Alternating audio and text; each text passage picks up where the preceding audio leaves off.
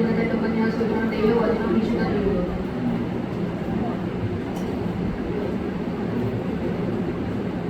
ഇസ്രായേലിനെ കുറിച്ചുള്ള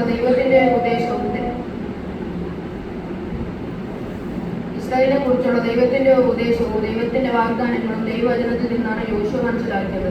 അതിനാൽ അവന്റെ വചനം വായിക്കും തോറും ഇസ്രായേലിനെ കുറിച്ചുള്ള ദൈവഹിതം യോശുവയ്ക്ക് ഏറ്റവും വ്യക്തമായി വെളിപ്പെട്ടുകൊണ്ടിരുന്നു. ദൈവത്തിന്റെ ഹിതം നിവർത്തീകരിക്കണമെന്നത് യോശുവയുടെ ജീവിത ലക്ഷ്യമായി തീരുന്നതിന് സഹായകരമായത് ദൈവത്തിന്റെ വചനത്തിന്റെ ദാനമാണ്. ഉറപ്പും ധൈര്യമുള്ളവനായിരിക്കുക എന്ന് ദൈവം അവനോട് കൽപ്പിച്ച വാക്കുകൾ അവനെ പലപ്പോഴും ശക്തിപ്പെടുത്തി. ദൈവം തന്നെ ഏൽപ്പിച്ച വേലയാണ് അവൻ ചെയ്യുന്നത് എന്നുള്ള ഉറപ്പ് അവനെ അധികമായി ഉറപ്പിച്ചു. ആ രാജ്യത്തുള്ള ശത്രുക്കളെ ജയിക്കുന്നതിന് മുമ്പ് തന്റെ ഉള്ളിൽ പോരാടിക്കൊണ്ടിരിക്കുന്ന ശത്രുക്കളെ ജയിക്കുന്നതിന് അനുസരിച്ച് മാത്രമേ ഇസ്രായേലിന് വേണ്ടി രാജ്യങ്ങളെയും രാജാക്കന്മാരെയും ജയിക്കുവാൻ യോശുവയ്ക്ക് കഴിയുകയുള്ളൂ. ഉള്ളിലും വെളിയിലുമായി നടക്കുന്ന യുദ്ധങ്ങളെ ജയിക്കുന്നതിന് ദൈവം യോശുവയുടെ കൂടെ ഉണ്ടായിരുന്നു.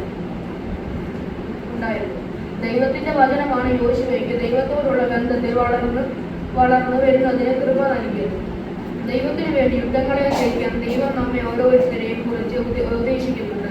അതിനുവേണ്ടി ദൈവം നമ്മിൽ നൽകിയിട്ടുള്ള താലന്തുകളെ നാം കണ്ടുപിടിക്കുക മാത്രമല്ല, പിന്നെയോ തന്റെ ജനത്തെ കുറിച്ച് ദൈവം ഉദ്ദേശിക്കുന്നത് എന്തെന്ന് ദൈവവചനത്തിൽ നിന്ന് നാം ഗ്രഹിക്കേണ്ടതാണ്. വിശുദ്ധ ജീവിതത്തിൽ നാം മുമ്പോട്ട് പോവുകയും ജയിച്ച് അവകാശമാക്കുകയും ചെയ്യേണ്ട അനേക അനുഭവങ്ങളുണ്ട്. തന്റെ ജീവിതത്തിലും വിശുദ്ധ ജീവിതത്തിനും പ്രാധാന്യം നൽകുകയും അതിനുവേണ്ടി ത്യാഗം ചെയ്യുകയും ചെയ്ത യോശുവയെ പോലെയുള്ള വിശ്വാസികളാണ് ഇന്ന് ദൈവത്തിന് ആവശ്യം. അവരെ കൊണ്ട് മാത്രമേ മറ്റുള്ളവരെ വിശുദ്ധ ജീവിതത്തിലേക്ക് നടത്താൻ കഴിയുള്ളൂ. ദൈവവചനത്തിന് ജീവിതത്തിന് പ്രധാന സ്ഥാനം നൽകുന്നവർക്ക് മാത്രമേ മറ്റുള്ളവരെ വിശുദ്ധ ജീവിതത്തിലേക്ക് നടത്താൻ കഴിയുള്ളൂ എന്ന് പറഞ്ഞ ഉപന്യാസ വിഷയം ഇവിടെ അവസാനം.